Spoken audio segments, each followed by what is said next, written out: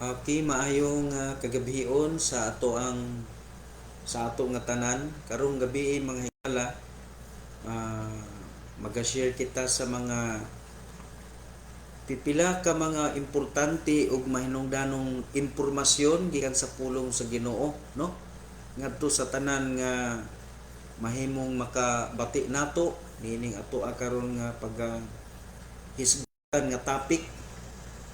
Ang ato karong tapiko nga hisgutan mga higala mao ang mga panghitabo sa katapusang mga adlaw, no?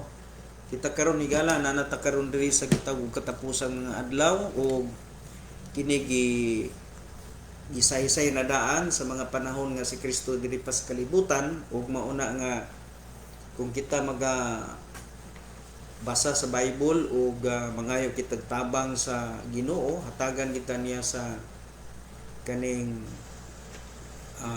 kasayuran gamit ang iyahang balaang mga pulong, no? Sa atong panahon karon mga higala di ituod, no, imong nabantayan diri sa amo ang kagamhanan karon nagapatuman gyud mga higala sa gitawag og kuan ba pag nagapaningkamot ang kagamhanan sa paghatag og insaktong impormasyon sa mga tao para nga makaangkon og kaluwasan diha sa ilahang kinabuhi. Kay diri karon sa butuan sa amo ang dapit ang mga nabiktima karon mga higala sa virus, sobra na gyud kadaghan. Gani ang uban gi nga naa na lang gyud sa balay gipang katong dili bitaw gyud grabe, dili bitaw severe ang ilahang gibati, mao na nga nara sila sa balay kay murag wala na gyud igong ka butangan dito sa mga ospital o mao na nga karon gipanghingusgan gyud. Wala man ingon nga gipugos sumasa giingon sa uban nga gipugos lagi kuno og pabakuna. Hinuon ay makita nato mga sakyanan kaganina pa man pugo nakakita nga naay gitawag og libreng sakay sa mga magpabakuna. Mo na imong nakita diri kaganina. Pero sa pagkakaroon mga higala ubay-ubay na gyud, daghan na gyud gani dito sa sa Davao akong na dungog kagahapon sa buntag sa balita sa radyo nga nag-order na dito mga higala ang local government nga magkalot na og kining nagkalot na og kanang yuta para sa pagabuhaton nga mass grave, no? Kay tingali di nato maklaro unsa kadaghan ang nahimo nga dito kaso karon sa di magid punta ka kay nagsunod murag di na kay kita ganahan maminaw pero naagitay daklit usay nga madunggan bahin ana nga pitin ang daghana mga higala dito ang natakbuyan sa maong sakit ug balatian maupod na diri sa amo.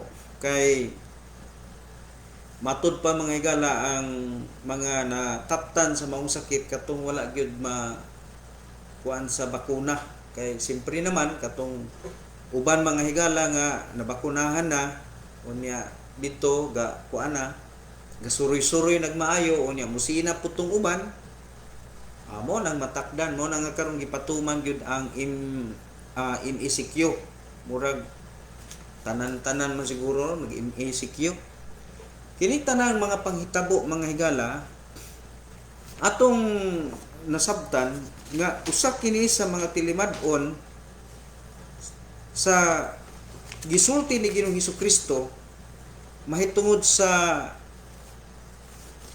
iyahang pagbalik, no? Sa iyahang pagbalik sa kalibutan o kining ni ang masabot nato nga dili na gyud madugay si Kristo mobalik sa kalibutan mga higala aron sa pagkuha sa iyahang piniling katawhan ug usab ang pagsilot sa mga tao mga higala nga wala nagpakabana, no? Wala nagpakabana sa kining ni ang kabubuton sa Dios, no? So ato karon mga higala nga hisugutan sa pulong sa Ginoo ta dirita karon sa unsay gisulti sa Bible, no? Sa panahon mga higala sa pagbalik sa Ginoo, matud pa ni Ginoong Hesukristo nga atong mabasa diha sa Lucas kapitulo 18 bersikulo 8. Matud pa ni Ginoong Hesukristo nga sa iyang unya kuno nga pagbalik, ingon pa niya, sa diha nga ang anak sa tao nagaabot, siya ba makakaplag og pagtuo dinhi sa yuta? Nangutana siya.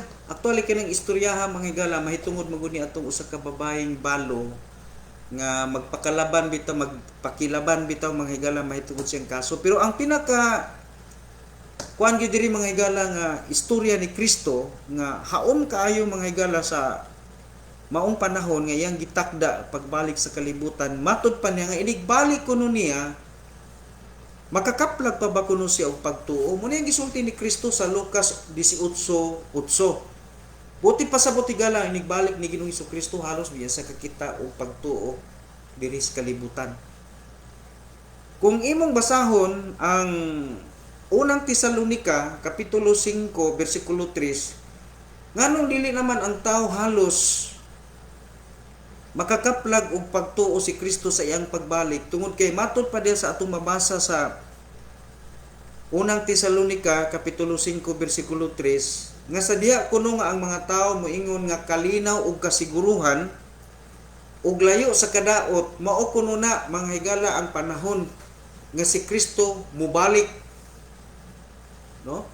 Yung basahon na mga higala gisulti na sa balaang kasulatan nga sa panahon nga moingon ang tao kalinaw ug kasiguruhan ug layo sa kadaot, sa kalit moabot kanila ang kalaglagan. Kay kini man gud mga higala nga ang tao man gud magdahom sila adi ginagi mo balik ang Ginoo kay nganuman mubanos anang panahona mga higala ang tumang kalinaw si Kristo mga higala. Kining nahitabo karong pandemic, kining nahitabo karong gubat, kining nahitabo karon mga higala nga diri sa ato ang dapit tibuok kalibutan nakasinati sa pandemic. Unya sa uban pong mga lugar na ay gubat, no? Na ay mga gubat-gubat. Doon na po'y nahitabo nga mga gutom siyempre sa tibuok kalibutan karon higala panggutmon maging mga tao kay tungod aning nahitabo karon natong krisis sa tibuok kalibutan magini.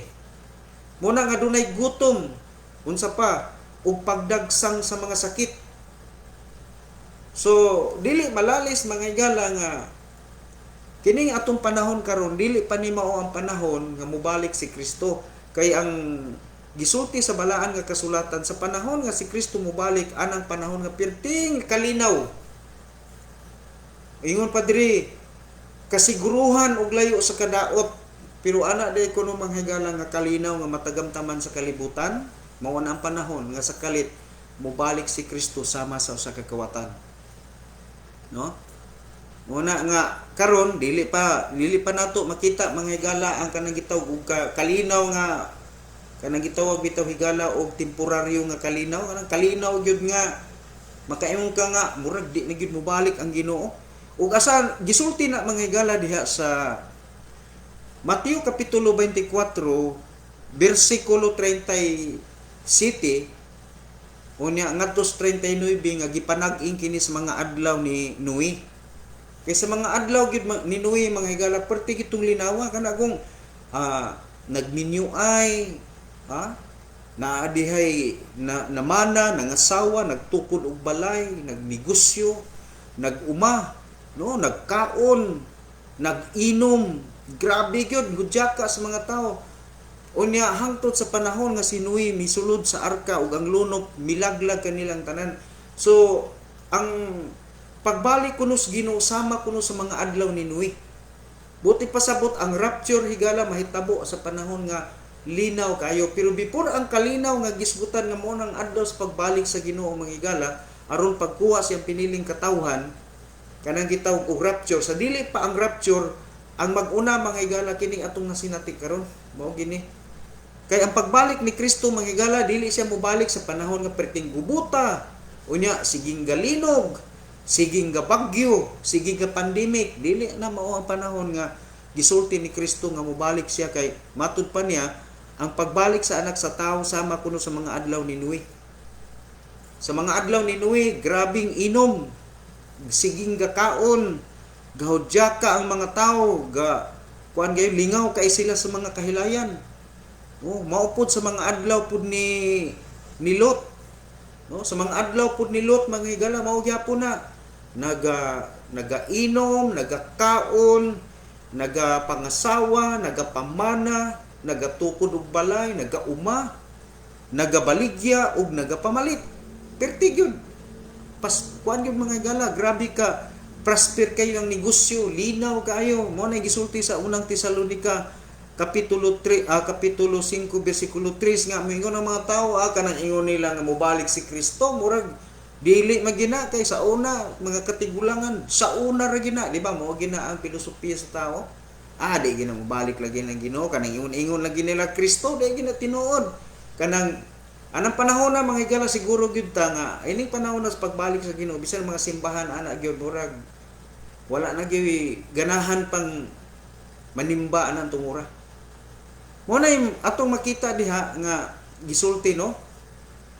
O gani diha gani mga higala sa Mateo kapitulo 24 mo niya kaning 37 ngadto sa 39 niya mo padali us-usta ngadto sa 40 niana kuno nga panahon nga pertig kunong linawa magdahom ang mga tawo nga di gid na bubalik ang Ginoo pero ingon pa niya nga sa kalit kuno sama sa mga adlaw ni Noe mubalik ang pagbalik sa anak sa tao ingon pa niya muna nga dito sa uma no naay duha ka tawo ang usa gikuha ang usa nahabilin duha ka babae nagagaling ang usa gikuha ang usa gibilin duha ka tawo dito sa higdaanan ang usa gikuha ang usa gibilin napangutana tangan nahitabo man ang iyong anak nganong ang usa gikuha ang usa nahabilin.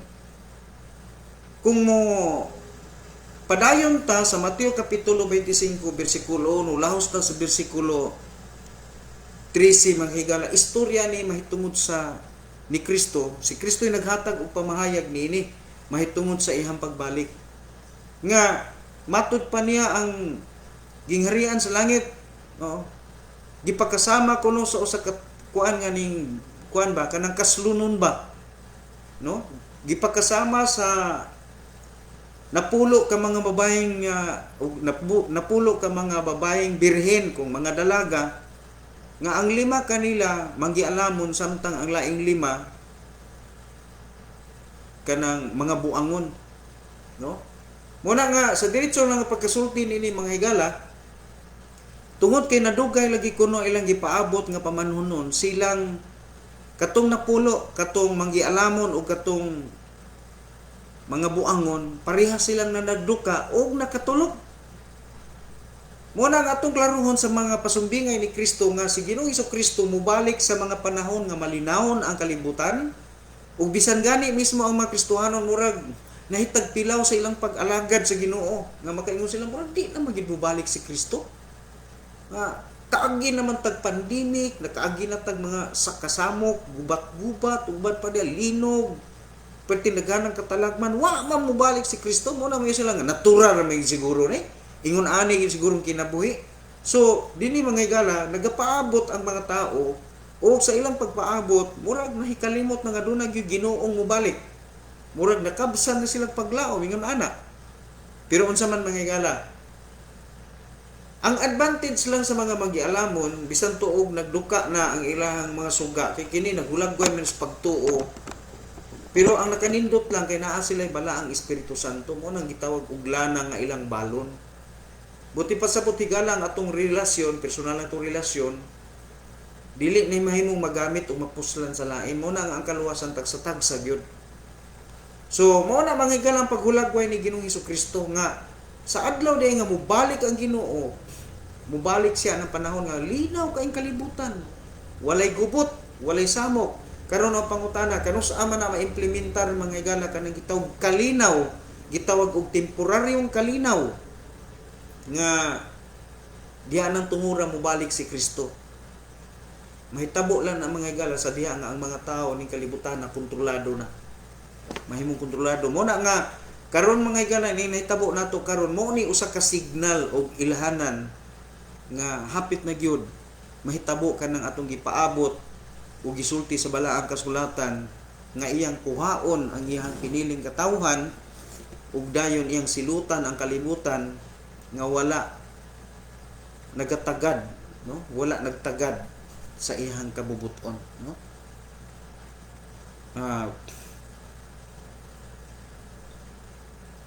Okay, dito ta karon mga higala sa kining atong mga kapanahonan karon, no? Kining atong gisgutan karon nga kalinaw, wala pa ni mahitabo sa kalibutan. Umaabot pa ni kanang kalinaw nga diha si Kristo mobalik, umaabot pa ni. Pero atong tanawon mga higala, unsa man ang unang nagakahitabo para masabtan nato na basahon nato ang pinadayag. Ang pinadayag kapitulo 6 mga higala atong mabasa diha sa bersikulo 1 ug bersikulo 2 matud pa diha. Ug ako nakakita diha sa diha nga ang nating karniro miabli sa usa ka silyo ug akong nadungog sama sa kini sa kasaba sa dalugdog ang usa sa upat ka mananap nga nagaingon dali og tan-awa ug ako nakakita og tan-awa usa ka puti nga kabayo ug siya nga nagakabayo kaniya adunay pana og usa ka korona diha nga gihatag ngadto kaniya ug siya miadto sa pagpamuntog ug aron sa pagpamuntog. So kung ato mo kini basahon mga higala taas naman na pero itiknot lang na ninyo tun-in na ninyo sa inyong Bible kanang pinadayag kapitulo 6 bersikulo 1 ug 2 higala nagisgot ka na sa gitangtang sa pananaw ni mga higala ni John the Beloved, no, atong panahon nga gipasulat niya ang pinadayag kani kuan mga higala bersikulo 1 ug bersikulo 2 nga nagulagway sa puting kabayo nagkakalahi-lahi ang interpretation ana mga higala sa ubang mga Bible scholar. Pero pinaagi mga higala sa atong pinakayano ug simple nga pagtuon sa pulong sa Ginoo di na nato angay pang lisod-lisuro na. Nagisgot kini mga higala ang puting kabayo sa mga panahon nga si Kristo mianhi sa kalibutan ug nagawali sa maayong balita ug kanang pagwali sa maayong balita mga higala gikan sa mga adlaw ni Ginoong Hesukristo hangtod sa atong kapanahonan karon nagapadayon na. So si Kristo ang nagasugod sa pagsangyaw sa maayong balita sa kaluwasan. Muna ang pagsugod mga higala sa maayong balita sa kaluwasan. Mao nang puting kabayo nagapadayon kini mga higala sa pagpanaog. So unsay gitarget mga higala sa maong pana. Ang pana naghulagway kana mga higala sa maayong balita nga muigo sa kasing-kasing sa tao, mo konbiktar sa kasing-kasing sa tao ngadto sa paghinulsol. Mao na mga higala ang kanang puting kabayo naghulagway na sa pagwali sa maayong balita nga din gisugdan ni Kristo. Karon dirita na pod mga higala sa ikaduhang silyo. Ang ikaduhang silyo mga higala sumala sa pinadayag kapitulo 6 bersikulo 3 ug bersikulo 4 nagisgot kini sa pulang kabayo. Unsa may buti pasabot anang pulang kabayo? Kini mga higala nagsugod ni sa dakong persecution, dakong paglutos diin si Kristo ang una gyud mga higalang biktima ug kang maong pagpambiktima pagpatay sa mga nagasangyaw sa maayong balita giula ang ilang dugo. Ang dakong persecution mga higala nagsugod kang Kristo ug hangtod karon nagapadayon. Gani dili pa lang dugay mga higala dito karon sa kining ang Afghanistan nabalita mga higala nga ang mga Taliban gipang house to house mga higala ang mga balay dito sa mga Pinoy-anan sa Taliban kay nangitag Christian kay ilang patyon. So muna mga higala bisan asa nga dapit ang pagsangyaw sa may balita mga higala giulaan og dugo. Muna ang paghulagway sa duhang silyo nga diin naghulagway sa kabayong pula nga nagdalag espada. Mao ni mga higala ang dakong persecution sa mga Kristohanon nga gisugdan sa panahon ni Kristo, gilansang si Kristo sa krus sa Kalbaryo ug nagapadayon kini bisan hangtod sa atong kapanahonan karon. Ang ikatulong kabayo mga higala nagahulagway kini mahitungod sa pagtaas sa mga palaliton, no? Dili ko sigurado og kano saan nagsugod ang pagtaas sa mga palaliton pero hibaluan nato mga higala sa diha nga ningsaka ang mga palaliton kini wa pagbalik pagbaba ug hangtod karon sa atong kapanahonan karon. Sa una mga higala ang bugas perting baratuha, kapalit ra ka nag piso kapin. O Pero karon mga higala na anaroy bugas nga moabot na mga higala og 80 ang kilo, 60 ana, no? Di na gyud mo na mga higala nagulagway na sa pagtaas, siging taas ang mga palaliton. Og diri mga higala sa ikaupat nung nga kabayo, no? Atong nakita na diha sa Pinadayag kapitulo 6 bersikulo 7 bersikulo 8 nga ang kabayo mga higala gitawag og luspad, ang nagsakay niini gitawag og kamatayon, ug ang impierno nagsunod kaniya. Mo na imong mabasa diha sa Pinadayag kapitulo 6 bersikulo 8 nga matud pa ug diha sa bersikulo 8 ato na mabasa nag diri ug ako mitan-aw ug tan-awa ang usa ka luspad nga kabayo ug ang ngalan niya nga nagalingkod kaniya kamatayon ug ang impierno nagasunod kaniya ug ang gahom gihatag ngadto kaniya ibabaw sa ikaupat ka bahin sa yuta aron sa pagpatay pinaagi sa espada ug pinaagi sa gutom ug pinaagi sa kamatay ug pinaagi sa mga mananap. So ato nakita diri mga higala nga ang patyon mga higala niining ikaupat ka silyo nga gitangtang diin ang nagsakay mga higala niini luspad, ang kolor sa kabayo luspad, unya ang nagsakay ginganlag kamatayon. Unsa kuno iyang patyon ang ikaupat nga bahin sa kalibutan, no? Sa kadaghanon ang atong kalibutan karon may higala sumala pa sa pinaka latest nga atong na hibaw-an mga higala na nasa 7.8 million. So ibutang ta pananglitan mga higala para dili lisod kwentahon, ibutang tag 8 million, no? Kung ikaupat mga higala, no? Kung atong kuno mga higala og ikaupat ka bahin, no? So kung ato mga igsuon nga kuana unsa man ang ikaupat ka bahin, kung upaton nato ka bahin mga higala, ang iyang patyon nagpasabot mga higala nga dunay kikinahanglan ini unsa nga kamatayon. Ingon pa niya diri ang kabayo nga luspad, unsa kuno ang nagkabayo niya ginganlan siya og si kamatayon, og ang impierno nagasunod kaniya, og ang gahom gihatag ngadto kaniya ibabaw sa ikaupat ka bahin sa yuta aron sa pagpatay pinaagi sa espada, pinaagi sa kagutom, pinaagi sa kamatay o pinaagi sa mga pinaagi sa gutom o pinaagi sa kamatay o pinaagi sa mga mananap sa yuta. So buti pa sa higala niining mao nga kuan gikinahanglan nga adunay mamatay nga 2 billion ka mga tawo.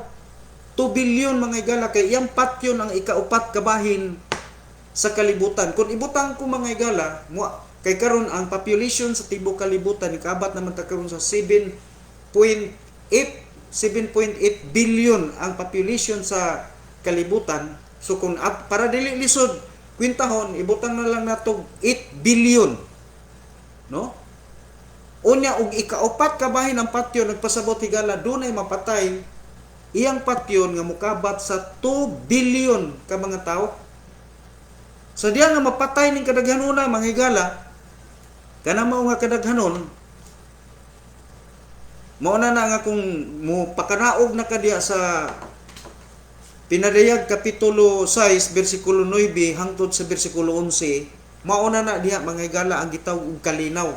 Katong gisgutan diha sa Lucas kapitulo 8 bersikulo 18 bersikulo 8 unya unang Tesalonica 5:3 og Mateo kapitulo 24:37 39 hangtod gani taan as 42 ug nga gisulti pod ni Ginoong Hesukristo sa Mateo kapitulo 25 1 atos 13 kanus na mahitabo na mga higala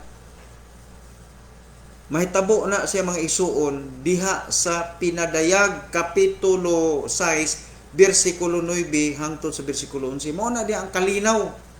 Kung imong basahon mga higala sa diha nga gitangtang sa nating karnero ang ikalima nga silyo unsa iyang gihimo nakig-istorya siya sa mga kalag ni atong gipamatay katong nangamatay gikan pa kaniadto unya na sila conversation gihatagan sila kalinaw linaw ang kalibutan mao na diha mga igsoon human sa kalinaw kung mayon ta kanus amang pod mahitabo pastor ang rapture Diha mga higala makita na nimo human sa maong kalinaw, linaw kayo na no. Kay mayon man ta kagani nga perting linawa unya sa kalit moabot kanilang kalaglagan kay sa maong kalinaw mga higala wala man kita kay balo og ahara na kutob.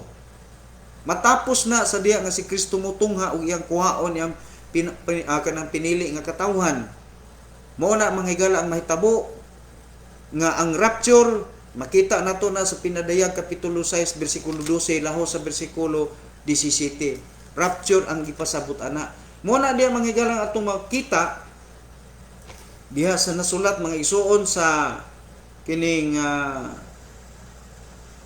kanabitang Mateo kapitulo 24 bersikulo 29 hangtod sa 31 o kanang unang Korinto kapitulo 15 51 hangtod sa 58, unang Tesalonika kapitulo 4 bersikulo 15 hangtod sa 18 ug sa daang tugon gisulti na mga higala sa Daniel kapitulo 12 bersikulo 1 hangtod sa bersikulo 3. Ang gisulti sa Daniel mga igsuon kapitulo 12 bersikulo 1 ug bersikulo 3 gisulti na ni Kristo sa Lucas 21:35 ug 36 nga ambot ipasabot ana mga higala ang mga anak sa Dios pagasakgaon. Gitawag diha mga higala sa Lucas kapitulo 21:35 ug 36 matud pa ni Kristo nga magkinabuhi kuno ta mga higala nga mabinantayon ug mainampuon aron takosta nga muikyas sa maong mga adlaw. Makaikyas ta. Mo na ang rapture mga higala tawag nagmakaikyas ta gikan sa 666 ang gipasabot ana sa dakong mga kasakitan, sa dakong mga paglutos ang katawhan sa Dios, ang mga anak sa Dios makaikyas gyud diha ni ana. Kay ngano man kita naluwas man ta sa grasya. Kanang mga panahon na mga higala sa rapture naghisgot ana kanang mga bersikulong atong ibasa. Ikaduhang Pedro kapitulo 3:9 ug 12 naghisgot kana mga higala sa rapture. Mo na nga kanang magsulti-sulti nga ang vaccine 666 dili na 666 oy. Kana mga higala tambal na nga mubuhi sa mga matinuohon. Pero katong dili mutuo kay mutuo mga higala sa hiwi ug dili tinuod nga balita, apil na sila sa 2 billion, no? Kay kaning 2 billion mga higala nga gitagna nga mamatay ikaupat ka bahin sa mga tao sa kalibutan nga mamatay.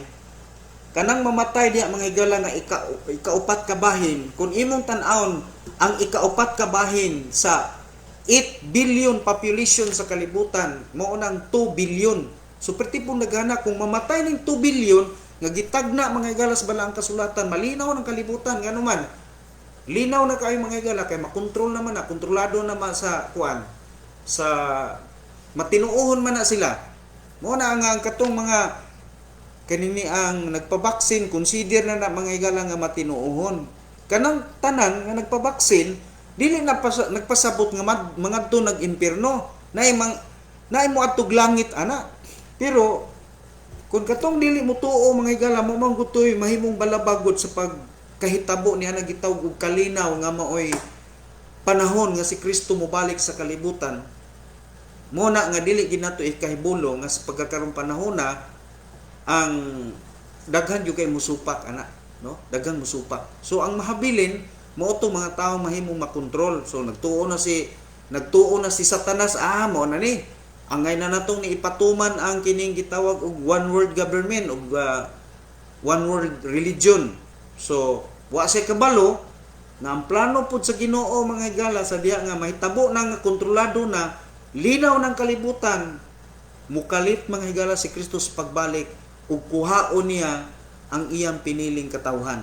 So katong iyang mga piniling katawan nga nakaangkon sa kaluwasan, iyang kuhaon. Pero katong mga tao mga higala bisan pag nagpabaksin, pero kung wala mo dawat kang Kristo Hesus nga iyang Ginoo manluwas, maimpierno mo toy mga higala mo sa gubang. Kung magpapatik sila sa patik nga 666 sa panahon sa pag-implementar ni ana ni sa bakakong propeta, kay mutungha naman ana mga higala dayon si Antikristo, unya si katong bakakong propeta. Ang bakakong propeta mga higala mo ay magpaulo, maghimo dayon og kamangduan nga buhatan og larawan ang mapintas nga mananap nga adunay 7 ka ulo ug 10 ka sungay. Unya iya lang ipasimba. Katong dili mo simba sa mapintas sa larawan sa mapintas nga mananap mga higala, katong larawan makahimo tos pagpatay, makahimo sis pagsulti ug sa pagpatay sa mga dili mosimba niya. Unya mao to mga higala nga katong false prophet mao toy mo kuan mga higala mo muhimo og usa ka ideya nga ang tanang sakop niya o ang tanang tao sa kalibutan kinahanglan patikan sa pangalan ni adtong mapintas nga mananap. Kay kanang mapintas nga mananap nga gitawag og Antikristo higala, usagid na siya mga higala ka gitawag og mahimo siyang leader sa tibuok kalibutan, ilhon nga hari sa kalibutan, nagagikan gid na mga higala sa usa ka political leader sa pinakagamahanang nasod sa kalibutan. No? Nagagikan gid na diha. Unya kining false prophet mga higala nga migawas gikan sa yuta nga adunay sungay sa nga sama sa sungay sa nating karnero ug mitingog sama sa usa ka dragon, siya mga higala nagagikan usab na siya sa pinakagamhanang relihiyon sa kalibutan. Kamo na lay hingalan og kinsa na. Mabasa na nimo mga higala diha sa Pinadayag kapitulo 13. No? Pinadayag kapitulo 13 versikulo sa 13:1 mga higala, mao na ang paggawas ni Antikristo. Ang dagat mga higala nagisgot kini may tungod sa gitawag og political power mga higala nga nahimo siyang gamahanan pinaagis pagpili sa katawhan, no? O unya kuana usa na ka leader sa gamahanang nasod ug mahimo gid siyang hari sa kalibutan.